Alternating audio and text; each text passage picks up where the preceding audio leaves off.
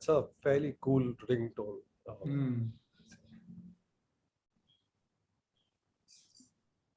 So guys, we are just waiting for a few more minutes for everybody else to join.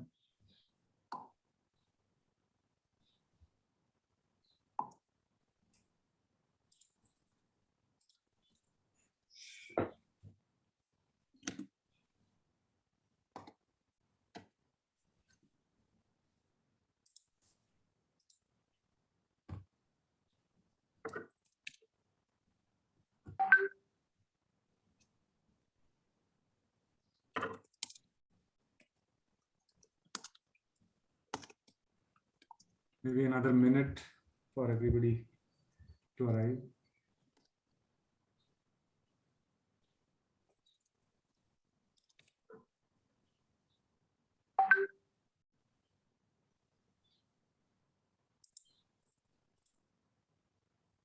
Shall we get going? Yeah, let's start with the introduction round. Great. Thanks everybody for joining this session. I think this is like the awaited session for the D2C Dialogues, where we have Varun, founder of Mamaearth. But before we introduce Varun, maybe I'll introduce the panelist first. We have Vinay, who's partner at Fireside. He is also somebody very well versed on the brand building and the online brand space. And also my colleague Naman, he's a two-time founder, also part of Stellaris. You, Rahul, who has been involved in the internet story for such a long time with BigBasket and multiple internet brands for when we were still in college. So now you're reminding me of my age. Anyways, he's under his age, by the way, through this whole thing. And I think the attraction for today is Varun, founder of Mamaearth. I don't think he requires any introduction. He is now in 4 years built one of the largest online brand, and I think maybe in duration wise also fastest to hit the milestones he has hit. I'll not steal the thunder here, and maybe in terms of the way we'll do this session, we'll try to maybe ask few questions from 3 of us, but then leave the floor open. There are lots of questions that audience had already sent. But there's nothing like live interaction. So what we'll request is people raise their hand and go ahead and ask the questions from Varun directly. So Varun, that's okay. Then maybe I'll shoot with the first question.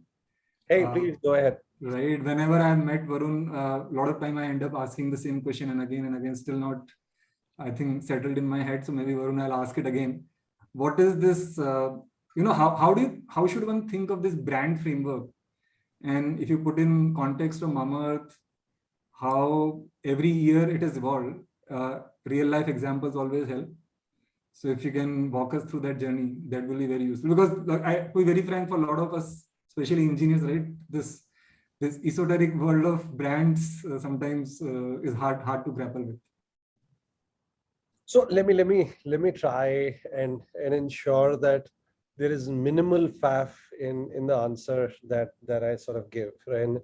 And it's as linear as possibly can be from a marketing perspective, right? So I think at its very core level, if you go back, hundreds of years, right, brand or branding, right, as it is defined, right, it started on cows, right, which is where people wanted to differentiate, right, that this herd is mine, and hence it started as a manner of differentiating a commodity from, and providing some kind of a seal which provided ownership. Right? Over time, the idea evolved to a promise of consistency and quality, right? Which is, for example, when you will find Coca-Cola in any part of the world, in India, Africa, China, US, right, it's the same taste, right, and the same consistent quality standard, right, on the product that you would get, right? And that is true for almost all global brands, Indian brands, right? At the core of it, it started as a journey of promise of consistency and quality. That is what the brand functionally stood for. And I think a few things that have added on to this, one in the last couple of decades, with the millennial generation coming in, I would say apart from consistency, quality, the third thing that got added was purpose, right? Which is that yes, the consistency and quality and functionality is there, right? But why do you exist? And why when I make that choice, right, do I look good or I look different? And what does that choice impact me? Because I'm getting attached to that purpose, right? And I'll probably talk about the purpose framework that we look at later. But that's the one more word got added, right? Which is, why do you, as a brand, right? Why do you exist, right? Why should people remember you apart from the consistency and quality, right? What do they connect with you on, right? And the fourth thing, which is specifically getting added with the D2C piece around brands, right, is personalization, right? How do you treat me differently? And how do you tailor your messaging, and which is specifically meant for me, right, so that I connect with you better? And when I say you, that's the brand, right? From targeting, from content design, from user experience, right? So I think at the core of it, it is these four things, right, which can define a brand, right? And functionally, it is the idea of consistency and quality. Emotionally, it is the idea of purpose and why you exist and what you connect with. And then from an experience perspective and selling perspective, it's the idea of personalization, especially in case of D2C. And from a journey perspective, and I've also talked about this earlier, right? And I talk about this with my team. Again, at least I believe there are three phases of brand building, right? I mean, and I will use again an analogy which is very simple to understand, right? Imagine you've gone to a new city, right? And you've joined, some company, and you're going to this networking event which happens monthly, right? And you're going there for the first time. And now compare this person and their experience, right, to a brand entering a new market. And now when you think about this person and they're getting into that networking event, right, what will they do, right?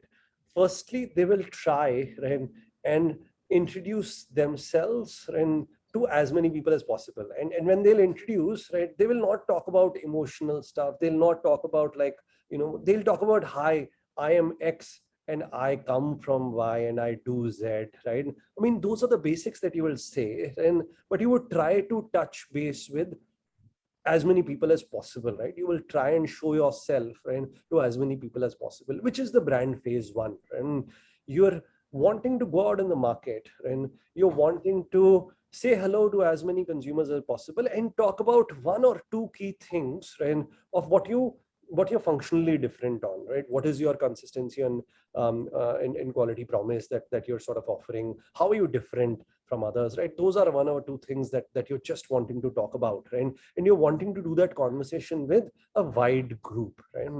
Now comes phase two, right? You've been going to the same event for 6-7 months, right? And you know a few people know you, right? Now you would find yourself, holding a glass of drink and probably having these bonfire conversations with 3, 4, 5, 6 kind of different groups, right? You'll have it for 5-10 minutes in one group, then have it with 5-10 minutes in another group, right? Now that's phase two of brand journey as well, right? Which is where the brand starts talking about to the consumer about my role in your life, right?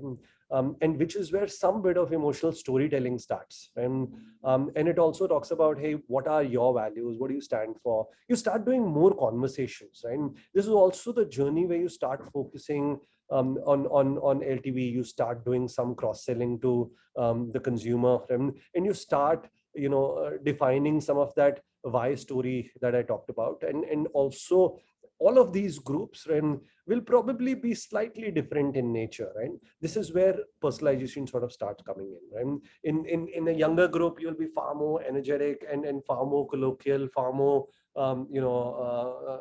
while in a senior group in the same networking event, right, you'd come across as far more sort of knowledgeable, right, and serious, right? It's the same way a brand will approach, right? And to a 30 to 40 cohort, right, it'll talk from logic, from so, and to a 20 to 30 cohort, it'll appeal through design and some of the other sense element which are more zoomed out, right?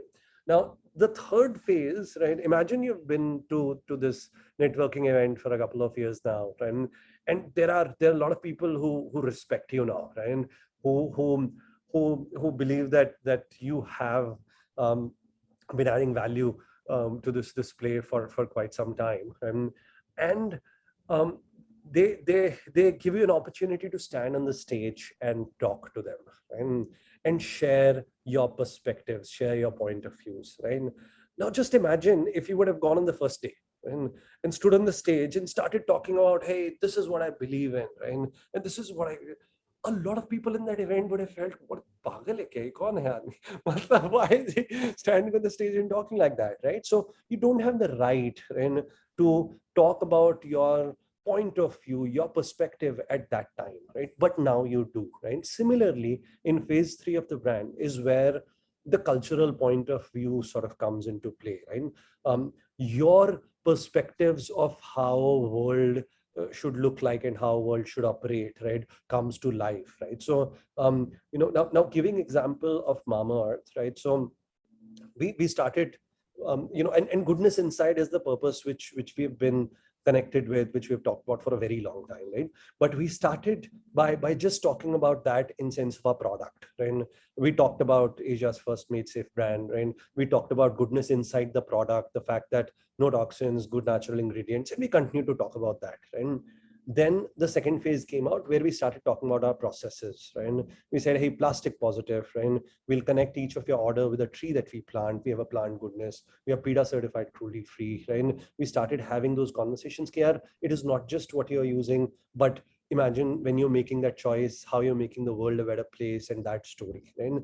And now is the phase, right, at this stage and scale, right, when we are going to launch and actually last year we did a bit of it, and but this year we're going to do it in a much bigger manner, and our perspective play, and which is what is our point of view in life, and what do we believe, and goodness stands for, what do we believe beauty stands for, what do we believe care stands for, and what do we believe is wrong with the world and we would like to make it right, or what could be our version of this world which will be so much more beautiful, right? So all of those conversations we'll do now, right? So I think from a journey perspective, those are the phases that we have followed, and I hope for the engineering mind, I've been able to sort of give the right analogies to set those phases right. And while you should know who you are and what your values are and what your beliefs are, and in the phase 1 of brand journey, and that's not something that you would probably talk about as much, right? And it'll remain in the background. And over time, you should start talking about that a lot more. And hope that answers. And Varun, this was like a very nice analogy of look back and your journey over the last 5 years when you started researching products and then market and brand, etc. But if you take a look forward, and I mean, and we have a lot of entrepreneurs here who are just starting off, looking at various consumer subsegments that they can serve. And is over the last 4 years, you've seen how the decibel levels on digital have gone up, both from the incumbents and other digital brands like yours. Plus, add to that the chaos of this entire Thrasio model, which is pouring a lot more capital into the hands of entrepreneurs who like to start off again. So there's going to be more clutter that's going to come up. Sorry? I'm saying you're also responsible. All this money is coming from VCs only. But what would be your advice for for a entrepreneur starting off today, given the context that has changed since 2016? Yeah, I think it's even more important to have to have clarity of what is it that you stand for, and how is it that, what is the problem that you're solving, right? How is it that you have a clear differentiation, and what is your reason to believe? Why should the consumer believe that that differentiation exists, right? Because the generic play is just not going to fly, right? There is so much generic play out there, right? And it is increasing by the way, that there is no premium that you're going to get for generic play. It is over time going to become heavily discounted, and then the erosion will start happening and expensive. So all the more important to have clarity as to what is the problem that you're trying to solve, and why your product proposition is well placed and differentiated to solve that problem, and what is that one thing that you would die for, and as a brand, knowing that, and that if you had to be an activist for one thing, and what is that one thing that you'll be an activist for, and having that clarity is very, very critical right now. Interesting. There's a question from Ankur. He is asking as a follow-up to your first answer, Varun, that how does a founder figure out when is the right time to switch from phase 1 to phase 2? As in, are there some clues or signals that one can look for? Yeah, so I would, if you wanted me to put it in numbers, I would say the first 100 crores is actually phase 1, and phase 2 doesn't even start heavily, right? You of course need your principles right, your who right, so that when you hit that scale, you can actually start aggressively talking phase 2. And but possibly, if we were not to talk in numbers, then I would say, and I don't know how many of you guys do brand tracks, which is measurement of your brand perceptions, right? The second way to measure is if there are two things that you wanted to stand out on when it comes to your functionality. And now the time when your brand measurement starts telling you, right, that those are the two things that you're clearly standing out on, right, for the consumer in terms of their perception. And that's the time when you can start about, thinking about, the third thing, right, which is the process layer, or the phase 2 layer. And but from till you are not standing out in your functionalities in the mind of the consumer, or whatever you want to differentiate it on in phase 1, then don't move to phase 2. You have to continue to grill, and just keep that marketing message with high frequency alive. And another follow-up on the same analogy, Varun, I think, like you talk about what to communicate in phase 1 versus phase 2 versus phase 3, like functional to emotional to cultural. But are there any good strategies or medium of communications which differentiates across these phases? Like, in the beginning, you should focus on one kind of execution, and later on, you should talk about maybe celebrities. And does that differentiate across phases? So, see, media is a very different question than messaging, right?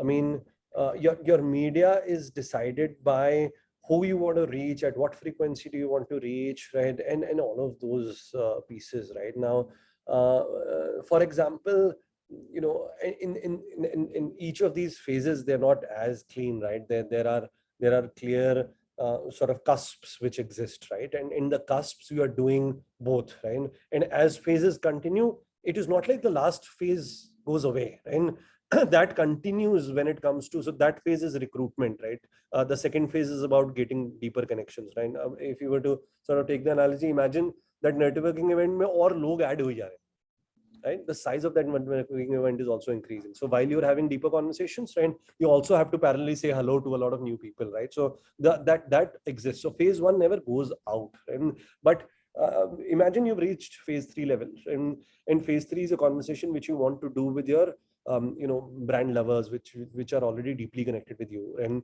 you might have a different core digital media that you want to use and specific audience set, what they consume. You have much more data on them. You would use your own CRM, your mailers, your different kind of pieces to actually reach out with that message, right? On the other hand, now you might have reached a level where your awareness funnel, digital itself, is not able to sort of, suffice, right? And you want to go to TV and take that conversation on TV. So, all of those coexist. The media is all about, what is it, who is it that you're trying to reach? What is your objective with that, activation, right? And the choice of media will be dependent on that. Great. Maybe, while we said we'll want audience to ask 20 minutes have passed, only 3 of us asking, and there are a lot of questions in our minds, but why don't we open up? I know people have typed questions in chat, but there is more fun when you ask directly in live. So you can raise your hands. Naman will, add those people to ask questions. Actually, a couple of requests. One, try to keep question to the point. And instead of asking specific questions about company strategy, would be useful to ask more that helps you learn from what Mamaearth and Varun has done. So Varun, please, Naman, please go ahead. Yeah, so I've already brought Sahil on board. So Sahil, you can ask your questions. You can unmute yourself and ask your question. Sahil, you're on mute. Maybe Naman, I'll bring Ritesh. Yeah. Ritesh, you're there. Yeah, hi. Am I audible? Yeah, you're audible. Yeah. So first of all, congratulations, Varun. I mean, I was tracking your story a lot, and really happy to see the kind of growth and momentum you have got. You guys have got being advising to startups as an investment banker. My question was, if someone who is into a Me Too space and it's into the typical brick and mortar channel, but has a brand, and now given the push we have in the D2C branding, online penetration, how and what are the key things one should take care of to try and set up a niche on an online setup, which is in at least in that particular space no one else have even tried out. So a Me Too product which is based on a brick and mortar channel through dealership, no presence on online. If someone tries to make a niche into an online D2C strong brand, what are the key things such a challenger could take care of, which will help him to develop a very strong online D2C brand? I don't know whether I was able to convey my question properly.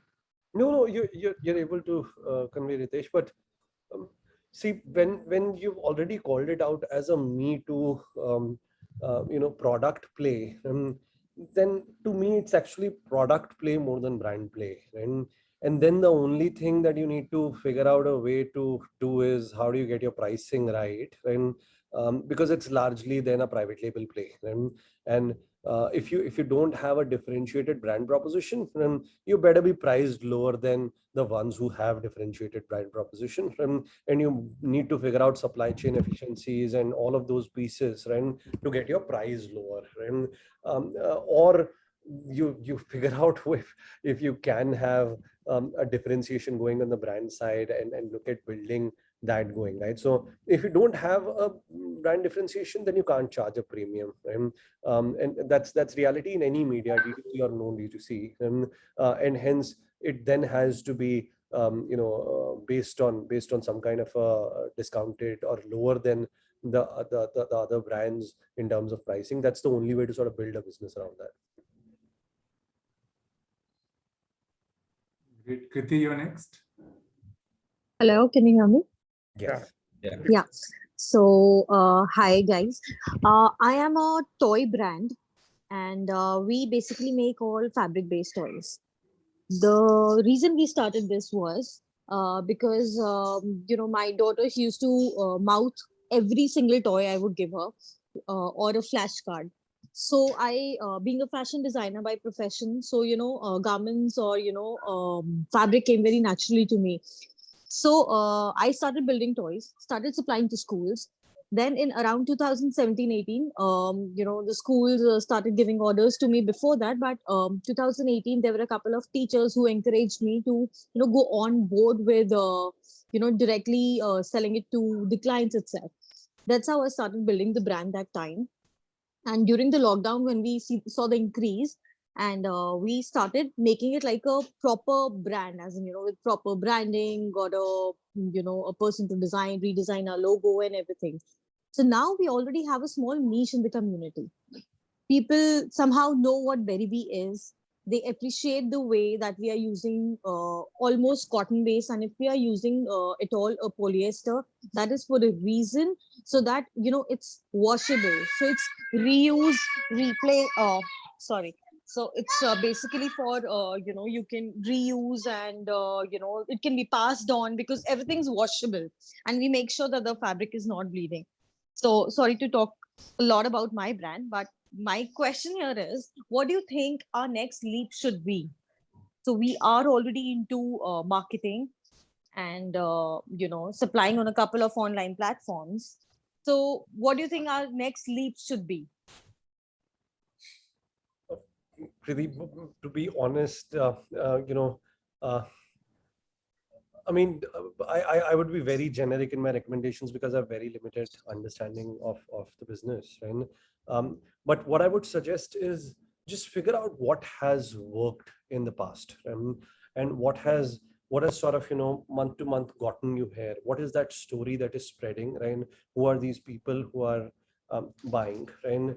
And just take what is working and continue to replicate that over and over again till it stops working. And I mean, don't need to think about newer things. Don't need to think about this has worked for X, this has worked for Y, and just figure out what has worked for you and what has worked for you in terms of your story, and what is the story that the teacher is telling to the students or to the parents or to the school, and get that story and get those people to sort of just replicate that. And it is we try to keep finding new, and but it's till your working levers are not fully used and optimized, right? You don't need to figure out new, right? So I think that's a very broad suggestion that I would give, and for now. Great. Mayank, you're next. If you can keep the question limited to, or the chat limited to the question, that will be very helpful. Hi, Varun. Hey. Hi, Varun. Would you love to understand? Obviously, building a brand, especially the 0 to 1 phase, requires a lot of focus. When you already have a brand that is at this scale, how do you then focus on building a house of brands? Because, how do you just get the focus in place? Get great people on board. I mean, that's how you do it, right? So honestly, at least that's how we're looking at doing it, right? So we're trying to hire the best talent who can come in and manage the core that we've already built, right? Given we love creation as founders and entrepreneurs, and we want to continue to be involved and help in that 0 to 1 process, right? For which again, we have passionate people who are working on the same, right? But I think getting a team who can run with the core and farm that, and while you can pull out some bandwidth and specifically deeply focus on new horizons and next 0 to 1 pieces, right?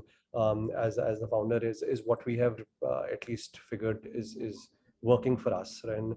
And hopefully will help us create that house of brands that we want to.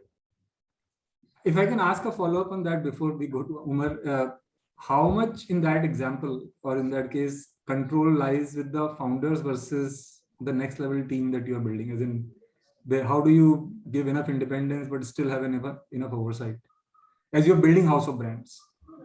So again, I think it is when it comes to the core, and you've got to let go, right? You've got to let go a lot, right? Because only then you'll be able to pull out the bandwidth and also do talent to the justice to the talent that you're hiring, right? Because they also need their independent space to run that. And on the other side, if you're that just then depends on your personality and how involved are you, how much of a control freak as an entrepreneur are you, right?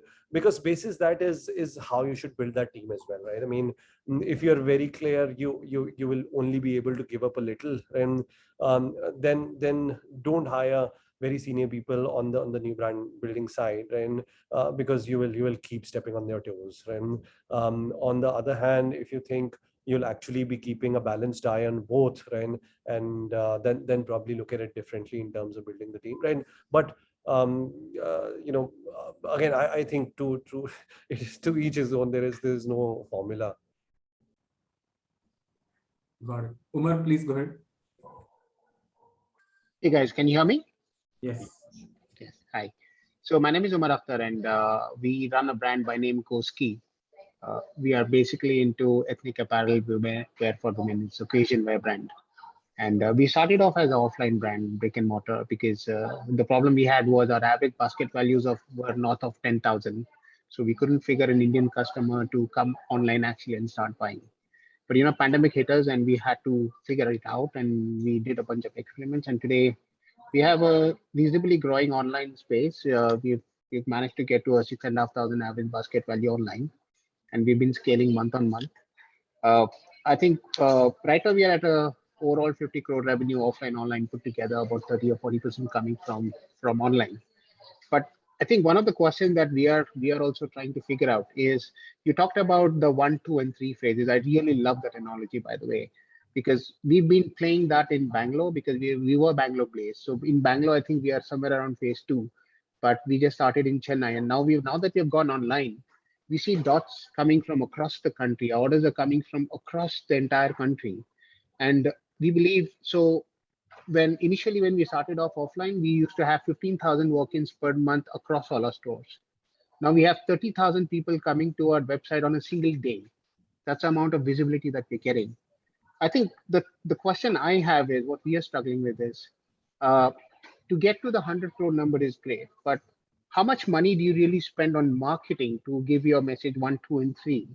Because there's always this thing about, you have your performance marketing, you have your brand building, and they are two very different things. And for a startup that is bootstrapped, you need to get money when you do something. You need to get the revenue coming in. You can't just keep spending money on marketing. So how do you draw that balance, and what is the type of budgets that you spend to get to 100 crore from a marketing perspective? It's there is no fixed formula, honestly, right? I mean, category building requires very different kind of budgets. Market share gain requires very different kind of budgets, and your mix of channels again decides what kind of budgets you would have. And D2C is right up there. On the other hand, e-commerce marketplaces could be a very different play. And and that said, one of the things which I heard you say, especially early on, brand building, performance marketing, and now that is where I have a slight disconnect, right?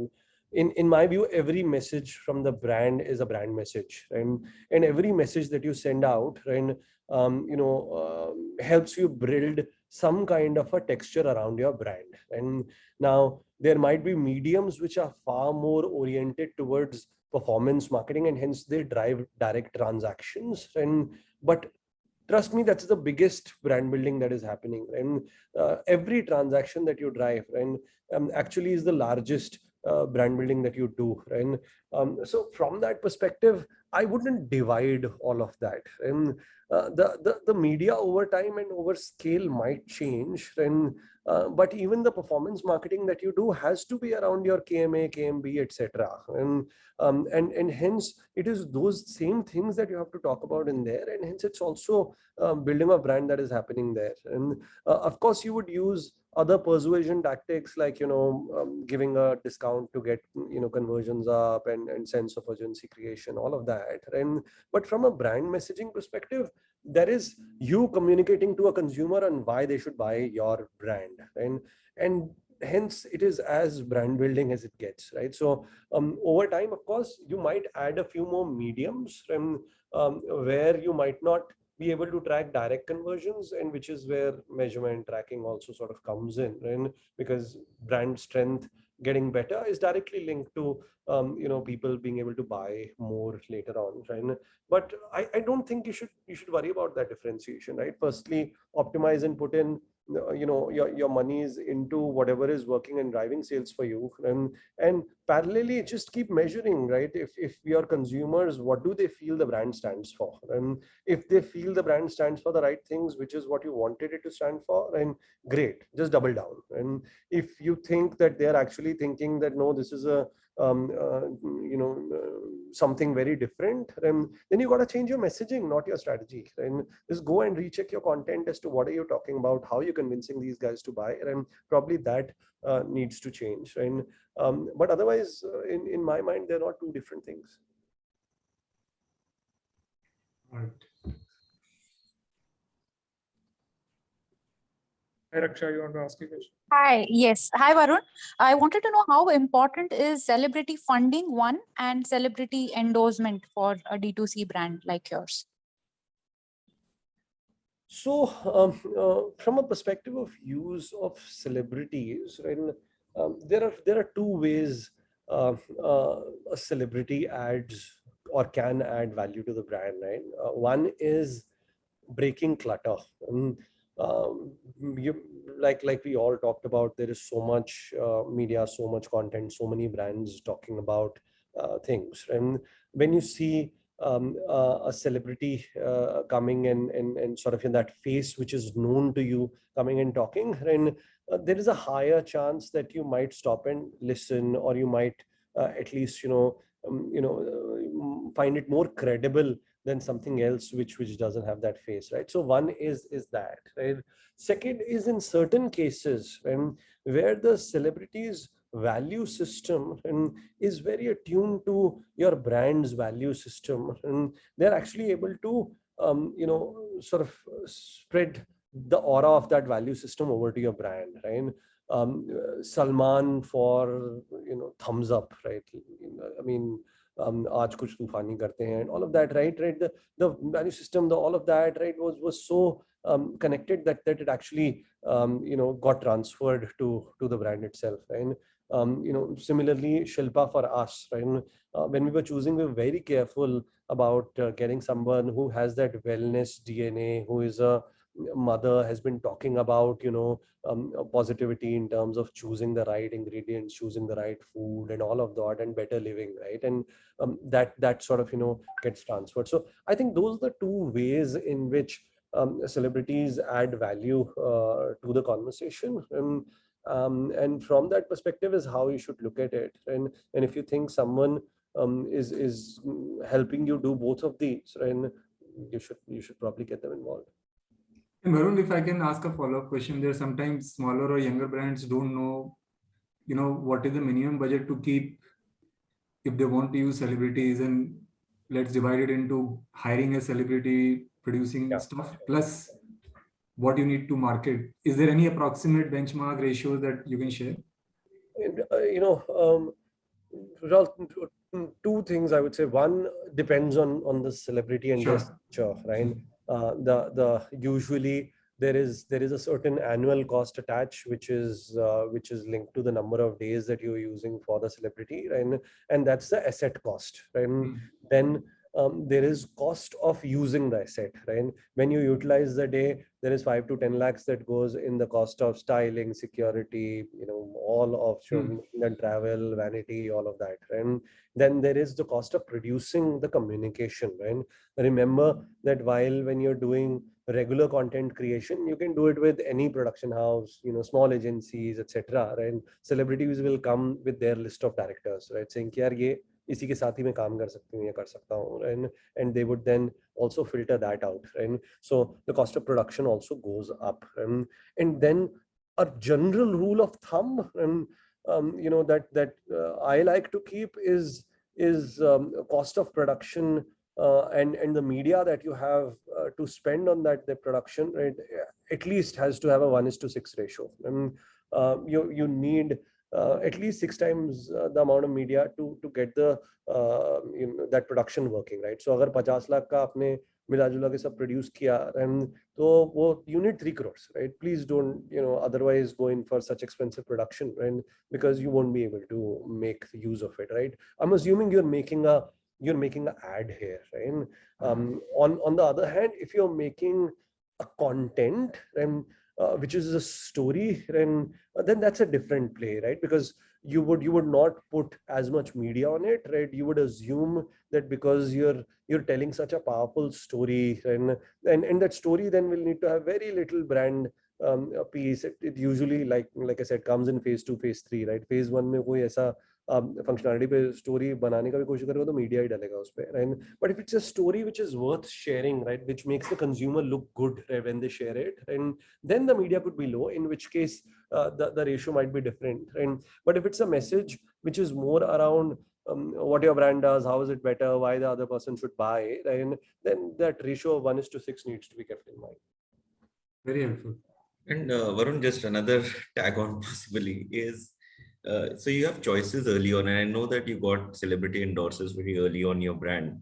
So you had the choice of, taking on the celebrity endorser. We had a lot of debates on it. Then there's the choice of producing functional messaging and producing at low cost, and therefore putting more money into media for brand communication. And then there's the choice of actually also, you have a team to build at the very early stage. So how do you kind of balance these priorities, and how should one early stage founder look at saying which one when? Was risk to hai dhanne. That's the whole point. You will take a lot of gut-based calls, right? Some will play out well, some will not play out well, right? But what I would sort of tell about our choice was the one insight that was working for us really well, and from a communication insight perspective, was moms trust other moms, and which is what I said, right? I mean, we went back and said, yaar, kya kaam kar raha hai? And what is it that has worked for us till now, right? How do we take that to next level? And we said, yaar, currently it is this set of, our community moms and our peer moms. That is what has been working in terms of getting this insight to life, right? Now, how do you take it to national level? And let's get a national mom who a lot of, other moms would sort of, trust, right? And we just, basis that communication insight is where we found that decision to be more valuable some of the other options that we had at that time. And but like I said, यार, मतलब वो कुछ और किया होता शायद और better चल गया होता, मुझे नहीं पता. And ये तो करके ही पता चलता है. And I think before we bring in the next next person, there is a question on the Q&A board that I'm going to ask. But can building the brand positioning and building the brand story be outsourced to agencies? So, yes, right, it can be, and agencies can help you craft some of this out, and that's it. You have to be fully involved. Please be prepared, and because finally you started this business because of whatever reason you started it, and that clarity of what is it that you wanted to achieve, and what do you want your brand to stand for, and if someone externally is coming and telling you, and probably you're in the wrong business. मतलब वो चीज, they can craft a story around that vision, right? Around what you want to sort of, this to stand for. They can make it far more creative in terms of the words that they use, right? The frameworks that they use, right? But finally, that knowing why do you exist, what would you die for, and why did you start what you started, and that is very critical, right? For example, Kriti was talking about the fact that she started it because she doesn't like, the toys to go in kids' mouth, right? And which is a story of a parent feeling that anxiety and that stress, right, of someone doing something like that, right? That at the heart of it is core of that brand, right? And that can't get lost, right? Which is why you need to be there, and to ensure that that is protected and it remains the heart and DNA of the story that gets crafted. Great, Naman. Yeah, hi. Hi, Varun. So I have a simple question. So I mean, so marketing costs. So basically, your cost to serve, say, a certain number of audience I feel like that must have increased substantially from say what it was 5 years ago, just from the fact that pure competition and the number of D2C brands trying to reach the same audience. So your say marketing spends on Facebook or say Instagram, etc., that must have gone up. How do you see that say 5 years down the line? And do you think that can be a challenge for say smaller D2C brands coming up because the cost to reach that consumer is just going to go up? वो challenge बाकियों के लिए नहीं हमारे लिए भी है. We are also building and wanting to build new young brands. And that's it. What we have seen on this journey and is that we've started looking more and more at the blended cost of acquisition, right? Because as we grow and we are also getting a lot more people on organically and from direct, right? We're getting a lot of people who are coming in as repeats, right? So while the repeat part is not what we capture, but in blended we do capture everything. So all of the marketing that you do, right, over time continues to build on that O+D traffic metric for you. And finally, ideally, if your blended CAC is moving in the right direction and from a LTV ratio perspective, and you're actually in a good space, right? And we have actually become better and better every year on that ratio. So from that perspective, I think as we go forward, right, that ratio would look even more attractive for us. Jovina? Hi, can you hear me? Yes. Yes. Hi, Varun. Hi. I had a basic question. I've seen Mamaearth begin their journey from a mom's brand or a kid's brand, building products for kids, and then moving into now skincare, hair care, and so on. How does your brand journey change in that case? Do you all focus more on brand persona or does it change depending on who your buyer is? Because I've seen conversations earlier in mom communities being around, is this product safe for my child? To now being around, I'm facing hair fall issues, is Mamaearth good? So I've seen these two conversations build on mom communities. So just wanted to understand how does overall your communication change for different buyer personas?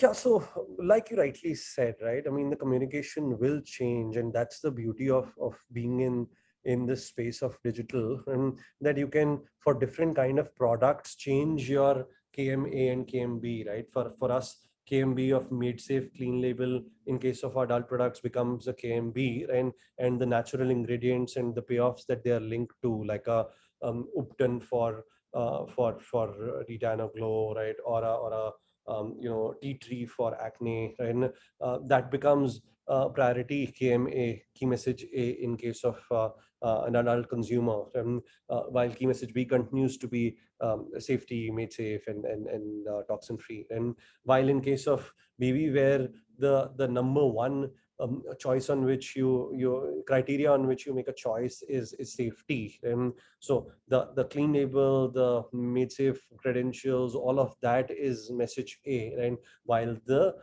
positive natural ingredients becomes message B, right? So it's still those same two messages being delivered, but the order of that changes, and hence the storytelling also changes, right? So I think from that perspective, that's how we've kind of ensured we are landing the right message for the right audience. Ritesh, you are. Yeah, Varun, I wanted, and Vinay, if you guys can spend some insights over the brand building of someone like Boat. Now they were also into a kind of a Me2 product, which is very heavily, offline, and they somehow created this brand.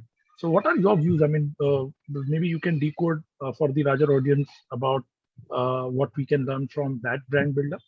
If I think you should bring Aman, right? Like, you guys should bring Aman sometime later. In fact, hold that thought, Ritesh. Watch this space. Next month, your wish will come true. So you can hear directly from him. Okay, sorry about that. Thanks.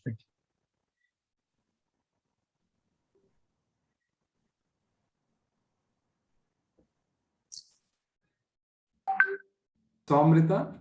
Yeah, you Hey, are next. hi. Hi. So, Varun, my question is for a D2C brand, how should one think about the distribution channel strategy? Because as the brand traverses through its life cycle, because when you start, you'll obviously start online and then you have a bunch of options like the horizontals, Amazon and Flipkart. And then you'll have the verticals like a Nykaa or a Myntra. And of course, there are challenges while these guys drive a lot of eyeballs, but they of course will not share data with you live to customize on your products or just work on your product. And then you will have your own brand website, but that again has the challenges that you will not have enough footfall right on day one, but you get data and you can monitor the traffic, etc. And then there's this omni-channel thing, because you of course have to be present where your customers are present, right? So in terms of sequencing and strategy, how should one think about it for a D2C brand? Yeah, so I'd say I would put the first two in the first phase itself, right? So while yes, you get the impact of data and customization and talking directly to consumers and CRM on D2C, but you get larger traffic, cost of acquisition, right? And probably slightly better P&L on the platforms, right? You know, you can't sort of, you know, force the consumer too much also to choose a certain channel, in which case the cost of acquisition goes up tremendously. And you need a channel to also generate some cash, right, which can be reinvested in another. And so from that perspective, I'd put the entire commerce play, which is D2C as well as all platforms, right, into the phase one bucket. And phase two is where I would say, you know, offline and getting a taste of how consumer is responding to your brand in physical play, where there is no clear answer as to ki is time pe hi karna chahiye, specifically can't time it, and you need to keep trying it, right? Be in like, you know, whatever top 50, 100 odd stores, right? When you feel that this is when I should start trying, and once you start seeing traction, right, it is not necessary that you will see traction in the first month, right? And you have to be patient when it comes to the offline play. Once you start seeing traction, and then probably think of further scaling, and then phase three could be what you're referring to, omni-channel, where you can actually think of opening your own stores and linking your digital you know, store presence to your stores as well. So at least that's how we've been thinking about it. Great. Aditya, please go ahead. Hi, Varun. Hi. So my question is, like, in typically similar gross margin categories in FMCG businesses, right, who are around 100 crore kind of turnover, the A&P would be in the range of 12 to 15 odd %, right? And that's broadly supported largely by the fact that there is a distribution presence which is available, and just the initial launch itself will be able to drive a 10-15 CR kind of top line without very minimal A&P support, right? So going forward, this journey from, let's say, 100 CR to a 500 CR business, do you see a very large traditional FMCG sort of play where that becomes the channel which operates as driving profitability, while the D2C side of the business is more testing concepts very, very quickly, as well as a source of generating insights? Because a 15% kind of A&P play in D2C in my head right now seems like a pipe dream, even at that kind of scale, right?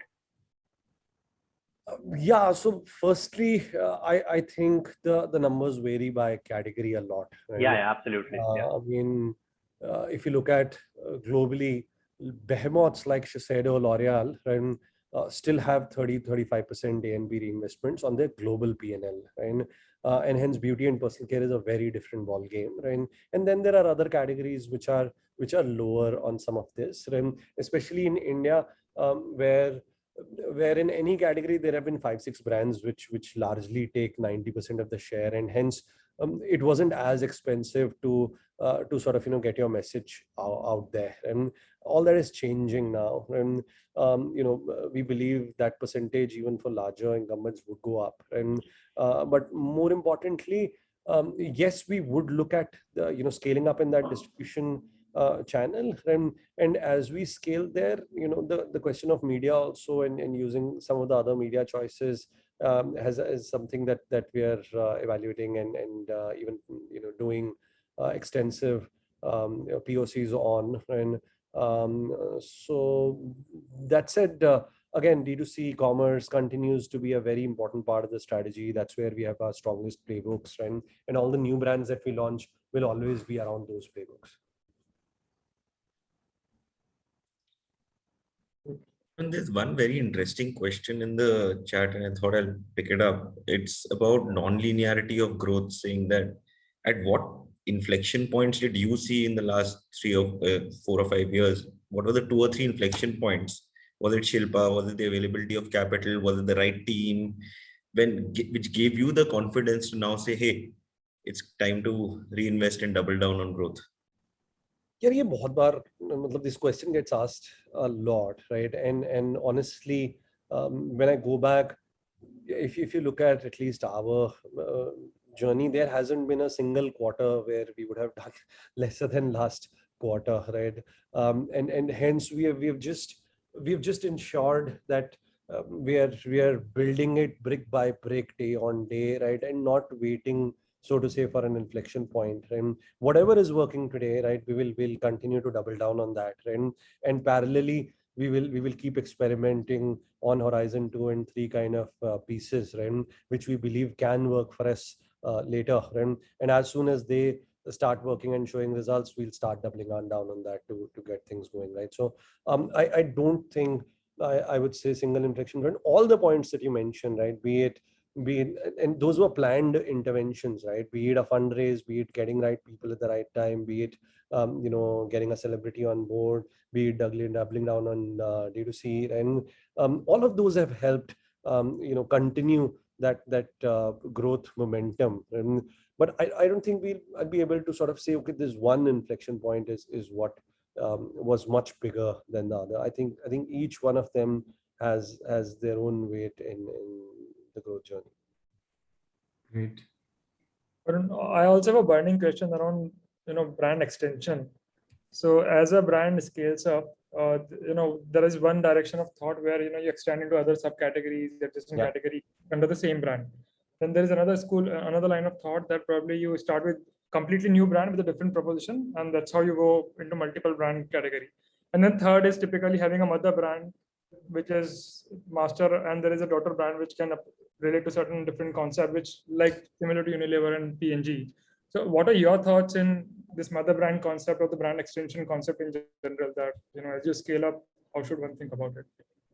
Yeah, so one, like I said, right, when you're building a why-based brand, right, where you have a strong core which you get people to buy into, right, the brand just gets a lot of leverage in terms of extendability, right? Let's take an example of Sunsilk versus Dove, right? Sunsilk is a brand which always stood for hair shampoo and keeping hair great, etc., right? Which was a what brand, right? What do you do, right? Is what it was answering all the time, right? Because of which there is a limited extension. They can't even get into oils for that matter, right? They're just in that same zone. And while on the other hand, if you talk about a brand like L'Oreal, talk about a brand like Dove, right, which have talked more about, right, definitions of beauty and what do they stand for, etc. And because of which the amount of extendability that they've been able to get is far higher, right? So it depends upon the DNA that you're creating and what is the kind of purpose that you stand for and the why what you do. And then there are also certain guardrails which you need to put, right? Now, for example, while Mamaearth stands for goodness inside and stands for clean label, right? We are very clear that as a company, we're a personal care, BPC, beauty and personal care company, and hence we don't want to extend beyond that. And but in that, right, we want to make sure that we are doing everything. And secondly, a guardrail like wherever a certain proposition, which is why, for example, the Derma company came to life, and wherever a certain proposition requires a very different communication, a very different existence, right? So while Mamaearth comes, from nature at its core, right? There was a need and clear trend towards people looking for science-based solutions and actives, right, etc., which is where we felt that there is actually a need for a separate conversation, a separate mix, which will look, feel, talk very differently, and hence the need for the Derma company sort of came to be. And the third concept is very rare, which is the master brand concept. And for example, Vivanta by Taj or Gateway by Taj, where the core brand sort of takes its equity extensions. Right? In FMCG, rarely have those kind of extensions succeeded. And it is largely the first two, and which is either your a Patanjali, Dabur, Himalaya, right, Mamaearth, which with a very extensive category play across different categories, right, or you're a single sharply focused kind of one category, one proposition kind of a brand. Interesting. Maybe a few more questions. Shashwat? Next. Shashwat, can you hear us? I'll bring Chinmay. Chinmay, please go ahead. Yeah, hi. Hi, Varun. So my question is much more basic as compared to everybody else's who are at a higher scale. This is for someone who would be starting off more in the journey or early part of the journey. What do you see, and this is a kind of a specific question, what do you see happening to consumer acquisition costs in the D2C, that is the Facebook, Instagram kind of places? Because, for a new brand, they would not be able to go offline first or go to Amazon and get traction against, so many incumbents there. So what do you see sort of, maybe a number if you could throw out for someone starting off or something like that? Thanks. यार मेरे को समझ नहीं आया अच्छे से question from especially from a number perspective. I mean, if you could sort of paraphrase it.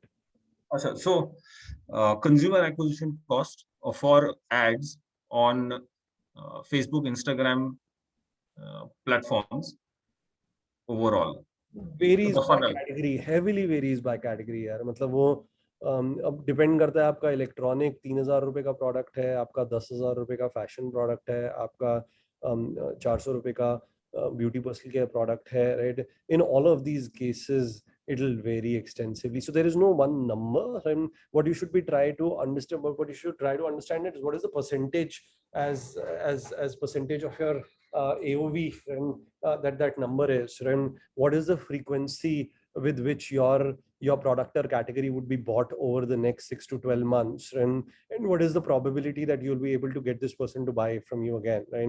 And that science is what you should apply to understand कि यार ये LTV CAC जो है वो निकल आएगा कि नहीं निकल आएगा, and from a D2C perspective, and numbers is there is not one specific number that you should try and look at.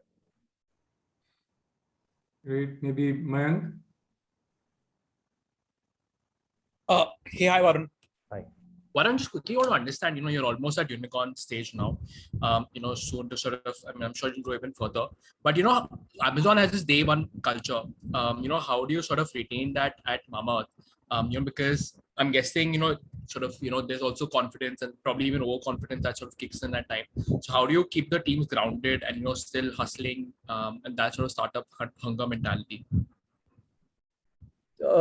In fact, in my last, I send out this monthly newsletter to my entire team, and my last month newsletter was around stay hungry, stay paranoid, and which is the mentality that we have maintained, right? I mean, हम अभी दिमाग खराब हो जाता है हमारा अगर हमें पता चल रहा हो कि यार ये ग्रोथ नहीं आने वाली है, कैसे होएगा, मतलब that's what I lose my sleep over. Shit, how will we grow next year, right?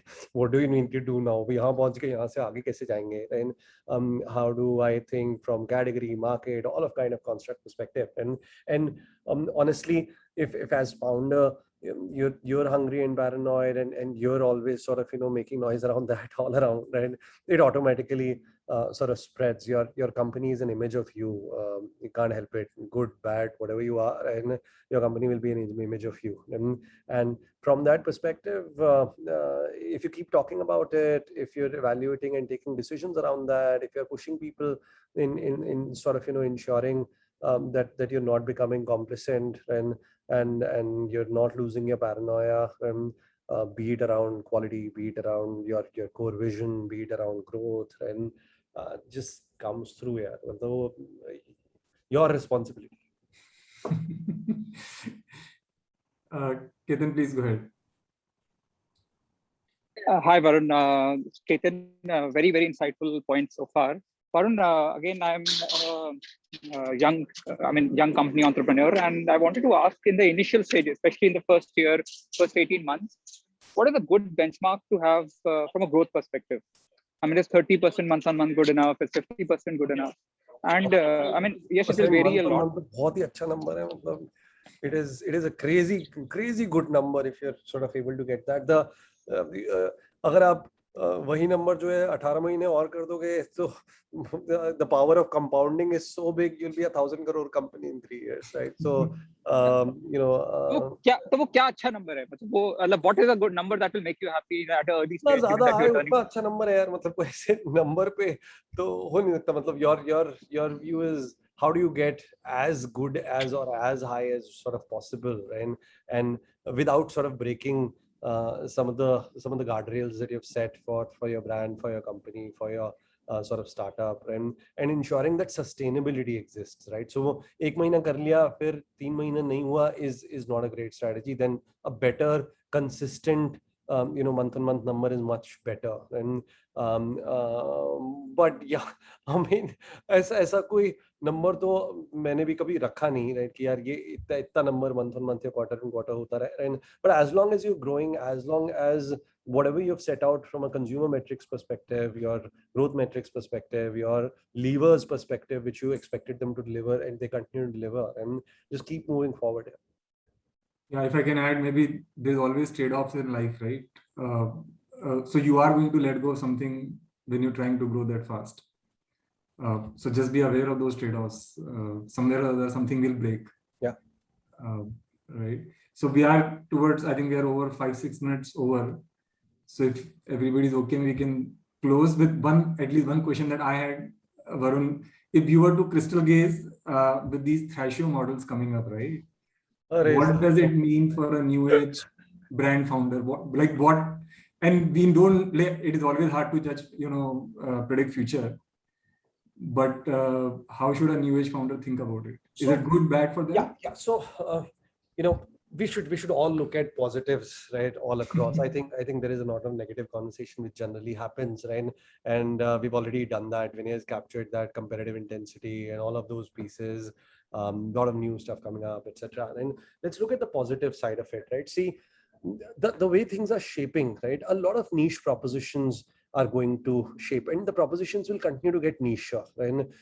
Because this individuality and me realizing I have oily skin, but I don't like creamy products and stuff like that, right? So in further going down into, but I like X and I like Y, right? And the like, I like this and this and this and this, right, will lead to choices which are far sharper for consumers, and hence brands will also need to provide such sharper propositions, right? Which will lead to creation of a lot of brands which are which independently don't have capacity to, let's say, go public, right? Because if you're not hitting a certain scale, right, then that eventuality might not be possible. And the existence of Thrasio model and at least provides one more avenue of exit apart from strategics, which earlier used to exist, and where there is another I don't know to call them strategic or as tactical as it gets, but I mean there is another sort of a place where you can find a home for your brand, and as we also evolve as society, I think our previous generation and always was about 40-year long careers and और करना क्या है life में, मतलब type approach, right? And as we are evolving, a lot of people have passions, a lot of people want to do different things, right? And for that, creating something, exiting in 3 to 4 years, right? And doing what you really love to do, yeah. Why would you not sort of do that? I think people are going to open up to that, right? Which is what is happening in the developed markets, right? Which is where the Thrasio kind of models have formed, right? People take exits and then they do what they love, yeah, right? No, सब चीज का output doesn't need to be very large, right? I mean, a few $1 million is really good money to sort of chase whatever your passions are, and people will start sort of realizing that, probably doing that, and Thrasio would provide that opportunity as well, because again, strategic exits are also very rare, right? Strategics have the build and buy decision. Strategics take time to move, right? I mean, either they are quick, they can sort of move fast, and of course, currently, thanks to Vinay, they have the money, right? So very small parts. But yeah, so I believe it's good for creating more choice and brand ecosystem. It's also good for entrepreneurs and founders who can create and generate value for themselves. Hey, Varun, we can keep going on and on. I know. As always, just shooting the breeze with you is always so much entertaining as well as educating, right? And firstly, thank you so much for teaching all of us at Fireside what's possible. Thank you so much for actually taking the time to teach this community. Yeah. I mean, I just love that entire analogy on brands, on how to think about a brand as a persona, about the analogy of how to think about the culture of your team, and starts with you. There's so many takeaways for me, but we would love to have you back again. I think this was an extremely great session, and I'm sure I took away a lot, and I'm sure the community did too. Thanks everyone for joining and spending the time with us. Thanks Rahul, Naman, for organizing this, and Varun, thanks again for all your time. Hey, thank you so much for having me, Rahul, Vinay, and Naman, and everyone for asking such nice and amazing questions. All the best to all of you. Thank you. Have a great weekend. Thanks a lot, guys. Bye.